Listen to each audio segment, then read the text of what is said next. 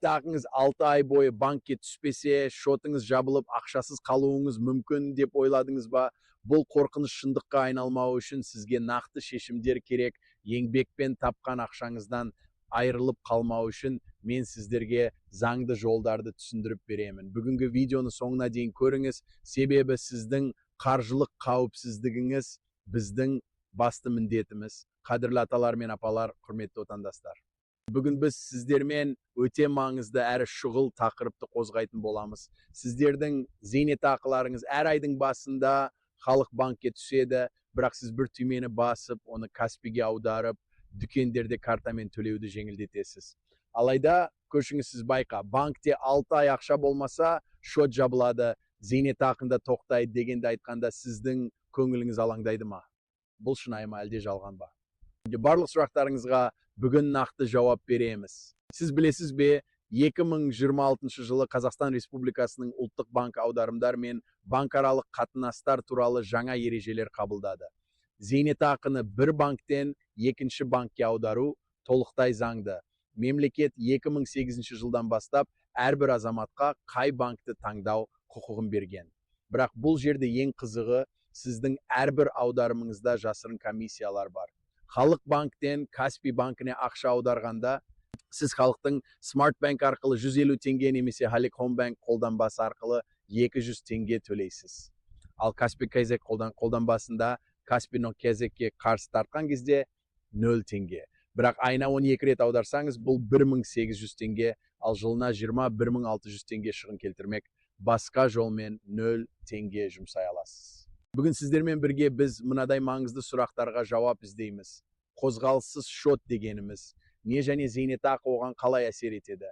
Халықтан Каспиге ақшаны тегін аударудың 3 жолы бар ма? Егер бірыңғай жинақтаушы зейнетақы қоры банкты өзі таңдауға мәжбүрлесе, не істейсіз? Жақын арада Қазпочта арқылы аударымдар тегін болатыны рас па? Зейнетақы бір ай келмей қалса, қайда жүгінесіз? Осының барлығын толық нұсқауда түсіндіремін. Енді бірге шығаратын шешімдердің арқасында сіз өзіңіздің ақшаларыңызды қалай қорғау керек екенін үйренесіз.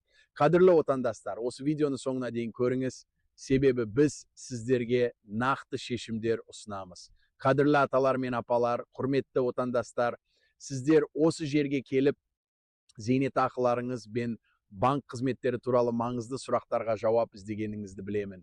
Бүгін біз сіздермен бірге өткенге шолу жасап, сіздердің еңбек жолдарыңыз бен қазіргі кездегі зейнетақыларыңыздың жағдайына көз жүгіртеміз. Сіздер өз өмірлеріңізді еңбектермен сызған, қолдарыңыз шорланған, жұмысқа адал, елімізге қызмет еткен құрметті жандарсыздар.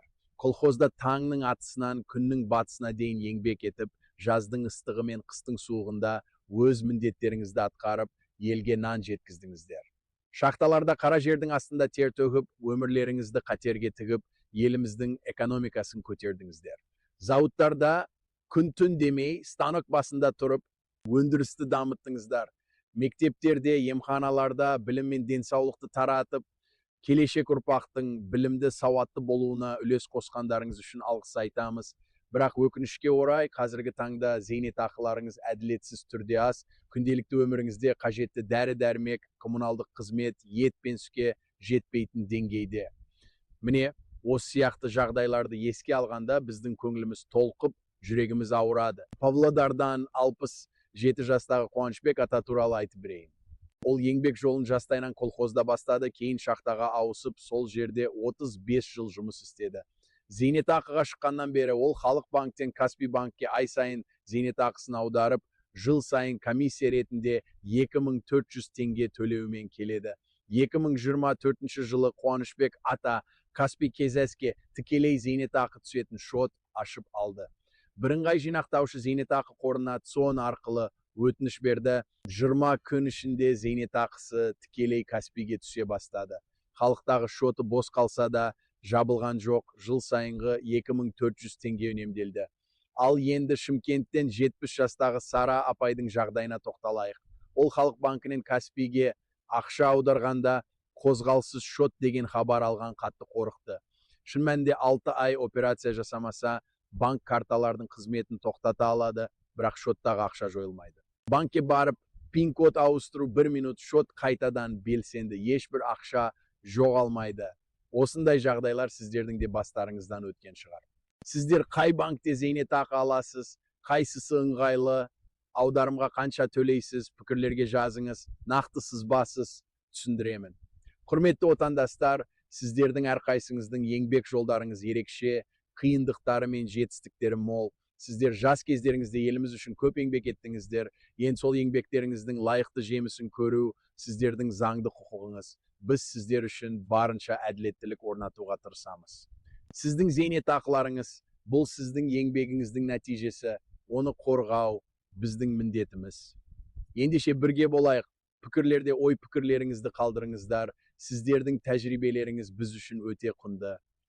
Қадірлі аталар мен апалар, құрметті отандастар, сіздер біздің арнаға келіп, зейнетақыларыңыздың құқығын қалай қорғауға болатын білгілеріңіз келеді. Мен Бекзат Ұларман, сіздердің заңгеріңіз, және менің басты мақсатым қаржылық құқықтарыңызды қорғау, зейнетақыларыңызды сақтап қалу. Бүгінгі күнде банк комиссиялары, жасырын шарттар және қолданба бетіне жазылмаған ережелер зейнеткерлердің қаржылық жағдайына кері әсер етеді. Сіздер өз еңбектеріңізбен жиған ақшаларыңызды текке жоғалтпауларыңыз керек. Сондықтан да біз осы арна арқылы сіздерге банктердің заңды кесілетін шегін түсіндіріп, нақты шешімдер ұсынуға тырысамыз. Арнаға жазылыңыз, себебі біздің мақсатымыз сіздерге заңды қалқан болу. Біздің арна сіздерге заңдарды қарапайым тілмен түсіндіреді, сіздердің құқықтарыңызды қалай қорғауға болатынын үйретеді. Хабарландыру қоңырауын басуды да ұмытпаңыз, өйткені біз сіздерге қажетті ақпараттарды дер кезінде жеткізуге тырысамыз. Егер біз сіздерге пайдалы болсақ, лайк қойып, осы видеоны барлық туыстарыңызбен бөлісіңіздер. Әсіресе зейнетақыларын Халық, Каспий, Форте, Еуразиялық банктерден таныңызға жіберіңіздер. Әрбір лайк, әрбір жазылу бұл біз үшін үлкен қолдау, ал сіздер үшін заңды қорғаудың кепілі. Заңды білмеу, ақшадан айырылу, ал біздің арна сіздің заңды қалқаныңыз. Біз сіздерге көмектесіп, қажетті ақпараттарды ұсынып, зейнетақыларыңыздың қауіпсіздігін қамтамасыз етеміз. Құрметті отандастар, сіздер біздің арнамыздың бір бөлігі болып, болашақта да әділеттілікке бірге қол жеткізу үшін бізбен бірге болыңыздар. Сіздің әрбір пікіріңіз біз үшін маңызды. Сондықтан пікірлерге өз ойларыңызды, сұрақтарыңызды қалдырыңыздар. Біз сіздерге жауап беруге және көмектесуге әрдайым дайынбыз. Қадірлі аталар мен апалар, құрметті отандастар, сіздердің әрқайсыңыздың еңбек жолдарыңыз ерекше, қиындықтары мен жетістіктері мол. Кеңес одағы кезінде өмір сүрген және жұмыс істеген кездеріңізді еске түсірсек, зейнетақы алу біршама оңайырақ болғаны анық. Ол кезде зейнетақы үйге почта арқылы жеткізілетін, банктерге кезекке тұрып, жүйкелерді жұқартатын бюрократиядан аулақ болатынсыздар. Бірақ уақыт өзгерді, тәуелсіздіктің алғашқы жылдарында да жағдай салыстырмалы түрде қарапайым еді. Мысалы, 2000 жылдардың басында Қазақстан өз банк секторын дамыта бастады. Сол кезде зейнетақы Халық банк арқылы берілетін, өйткені ол кеңестік Сбербанктың мұрагері ретінде мемлекет иелігінде болатын. Бұл кезеңде де таңдау көп болмағандықтан бәрі бір арнада жүретін. Бірақ, құрметті отандастар, уақыт өте келе біздің қоғамымызда бюрократия көбейіп, цифрландыру үрдісі күшейе түсті. 2008 жылы бірыңғай жинақтаушы зейнетақы қоры құрылып, азаматтарға зейнетақыны қай банк арқылы алу таңдау құқығы берілді. Қағаз жүзінде бұл керемет мүмкіндік болып көрінгенімен, іс жүзінде ЦОН қызметкерлері халықтан басқа банкты танымаймыз деп жиі айта бастады. Бұл сөздер сіздердің құқықтарыңызды шектеп, таңдау еркіндігіңізді шектеді. 2015 жылы Каспий банк халыққа танымал банкке айналды. Бірақ сол кезде де зейнетақыны Каспийге тікелей аудару қиын еді. Цифрландырудың оңайлықтары мен қиындықтарын сезіндіңіздер. 2020 жылға қарай Халық Home Bank және Каспий сияқты супер қолданбалар жарысқа түсе бастады. Аударым комиссиялары төмендеді, бірақ бұл тек технологияларды меңгергендер үшін ғана қолайлы болды. Карт кісілер үшін бұл технологиялар кейде қиындық туғызуы мүмкін. 2024 жылы банктер және банк қызметі туралы заңға өзгерістер енгізіліп, қозғалыссыз шот ұғымы пайда болды. Бұл шоттағы 6 ай бойы жасалмаған операциялар бойынша шоттың уақытша тоқтатылуын білдіреді. Бірақ бұл жағдай сіздердің зейнетақыларыңызды жоғалтуға әкелмейді, тек шоттың белсенді емес екенін көрсетеді. 2026 жылы Ұлттық банк барлық азаматтарға Қазпочта арқылы зейнетақы аудару мүмкіндігін ұсынды. Бұл комиссиясыз толықтай тегін қызметке айналды. Бұл өзгерістер сіздерге зейнетақыларыңызды алу жолдарын таңдауда еркіндік береді, бірақ бюрократия мен цифрландыру салдарынан кейде бұл процестерді түсіну қиынға соғуы мүмкін. Қадірлі аталар мен апалар, сіздердің құқықтарыңызды қорғау және зейнетақыларыңызды қауіпсіз сақтау біз үшін маңызды. Сіздер бұрынғыдай қарапайым және түсінікті жүйені қаласаңыздар да, қазіргі өзгерістерге бейімделу сіздер үшін қиындық туғызбауы тиіс. Біз сіздер үшін әділеттілік орнатуға тырысамыз. Әрбір өзгерісті түсініп, оны сіздерге қарапайым тілмен жеткізу біздің міндетіміз. Құрметті отандастар, сіздер тәуелсіз Қазақстанның дамуына өз үлестеріңізді қосып, еңбектеріңізді аямай жұмсадыңыздар. Сондықтан сіздердің зейнетақыларыңыздың қауіпсіздігі біздің басты мақсатымыз. Сіздер үшін ең бастысы өз құқықтарыңызды қорғау. Сондықтан біз сіздермен бірге боламыз, бірге күресеміз. Сіздердің әрбір пікіріңіз біз үшін маңызды. Сондықтан пікірлерге өз ойларыңызды, сұрақтарыңызды қалдырыңыздар. Біз сіздерге жауап беруге және көмектесуге әрдайым дайынбыз. Қадірлі аталар мен апалар, құрметті отандастар, бүгін біз зейнетақы шоттары мен аударымдары туралы маңызды заңдарды талқылаймыз. Бұл мәселе сіздер үшін өте өзекті, себебі зейнетақы сіздердің ұзақ жылдар бойы атқарған еңбектеріңіздің нәтижесі және оны дұрыс пайдалану сіздердің құқығыңыз. Сондықтан осы заңдарды түсінікті тілмен қарастырып, әр түрлі категория бойынша қандай өзгерістер бар екенін анықтап көрейік. Ең алдымен осы мәселені талқылау үшін негізгі құжаттарды атап өтейік.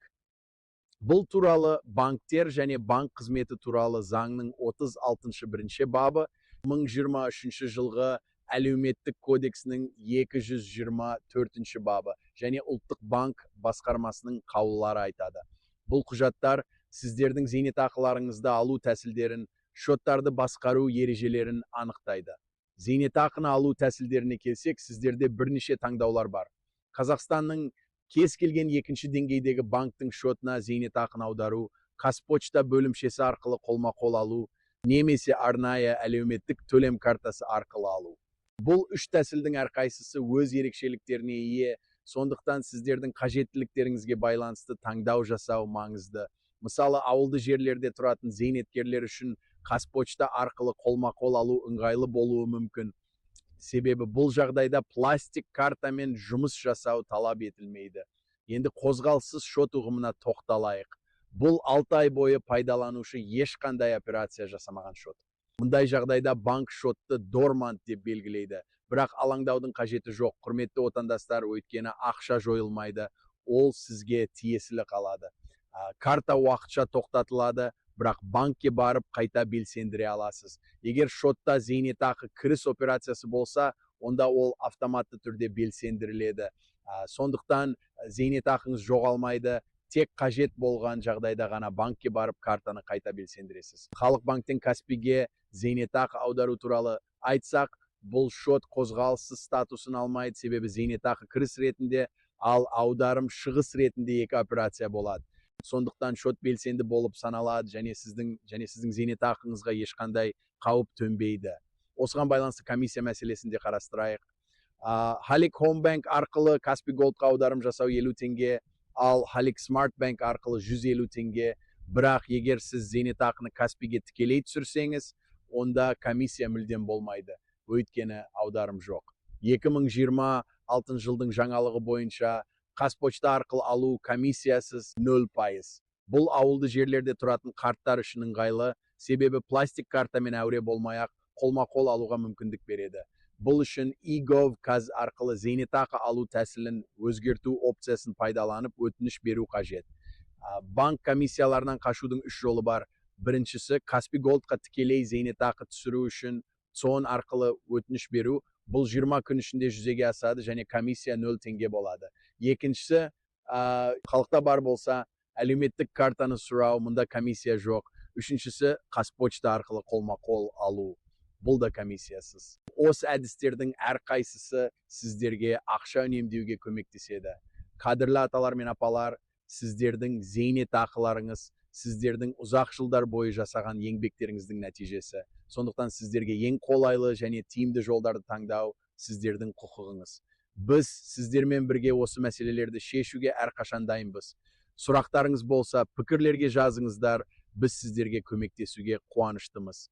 Қадірлі аталар мен апалар, бүгін мен сіздерге зейнетақы төлеу тәсілін өзгерту үшін қажетті нақты қадамдарды түсіндіремін.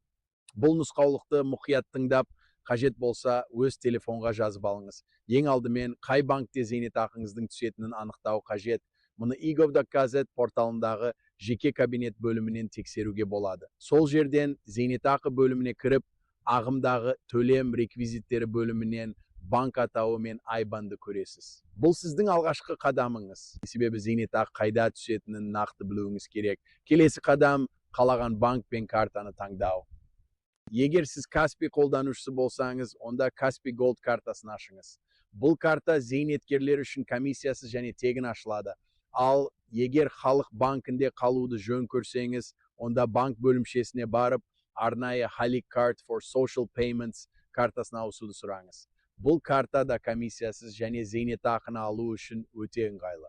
Үшінші қадам зейнетақыны жаңа шотқа ауыстыруға өтініш беру. Бұл үшін сіз ЦОНға не азаматтарға арналған үкімет мемлекеттік корпорациясына баруыңыз қажет. Сонымен қатар egov.kz арқылы да өтініш бере аласыз. Әлеуметтік қорғау бөлімінен зейнетақы төлеу тәсілін өзгерту опциясын таңдаңыз және қалаған банктың IBAN-ын көрсетіңіз. Өтінішіңіздің қаралу мерзімі 15 жұмыс күні, әрі бұл мерзімде ENPF-тен SMS хабарлама аласыз. Төртінші қадам ескі халық шотымен не істеу керек. Егер сіз зейнетақыны Каспиге түсетіндей етіп жасасаңыз, халықтағы шотыңыз қажет болмайды. Сол себептен шотыңызды жабу үшін банкке барып, өтініш жасаңыз. Бұл процесс тек 5 минут алады. Егер 6 ай бойы шотыңызға ешқандай әрекет жасамасаңыз, банк оны автоматты түрде дормант деп белгілейді. Бірақ картаны жоғалтқан жағдайда, оны ауыстыру үшін банкке хабарлап, 2500 теңге төлеуге тура келеді. Сондықтан алдын ала шотты дұрыс жабу маңызды. Бесінші және соңғы қадам, зейнетақы түспей қалса не істеу керек? Ең алдымен egov.kz жеке кабинетіңіз арқылы соңғы төлемдеріңізді тексеріңіз. Егер мәселе бар болса, 1414 нөміріне қоңырау шалып, ENPF жедел желісіне хабарласыңыз. Бұл тегін және олар сізге мәселенің себебін түсіндіреді. Сондай-ақ банк қолданбаңызды тексеріп, кіріс операциялары бар жоғын қараңыз. Егер ештеңе анықталмаса, ЦОНға жеке барып, мәселеңізді шешуге көмектесетін мамандармен кеңесіңіз. Барлық мүмкіндіктерді пайдаланып, мәселе шешілмесе, ұлттық банктың қаржылық тұтынушылар құқықтарын қорғау жөніндегі департаментіне шағым жасаңыз. Өмір бойы еңбек етіп, зейнетке шыққан сіздер үшін, қадірлі отандастар, зейнетақыларыңыздың дұрыс және уақытылы түсуі өте маңызды. Сондықтан бұл қадамдарды мұқият орындаңыз және ешқандай жағдайда зейнетақыларыңыз жоғалмауы тиіс. Сіздерге қолдау көрсету біздің борышымыз. Құрметті аталар мен апалар, бүгінгі тақырыбымызды қорытындылай отырып, сіздерге зейнетақы төлемдерін басқарудағы барлық құқықтарыңызды түсіндіре алғаныма қуаныштымын. Зейнетақы бұл сіздердің өмір бойы төккен терлеріңіздің, еңбекқорлықтарыңыздың нәтижесі. Сондықтан оны қалай және қай банкте алу сіздердің жеке таңдауларыңызда. Бұл таңдауды жасау кезінде өздеріңізді сенімді сезіну өте маңызды. Біз бүгінгі бейне материалда зейнетақы төлеу процесін оңтайландырудың бірнеше жолдарын қарастырдық. Олар сіздерге артық шығындардан құтылуға және заманауи банктік қызметтердің артықшылықтарын тиімді пайдалануға көмектеседі.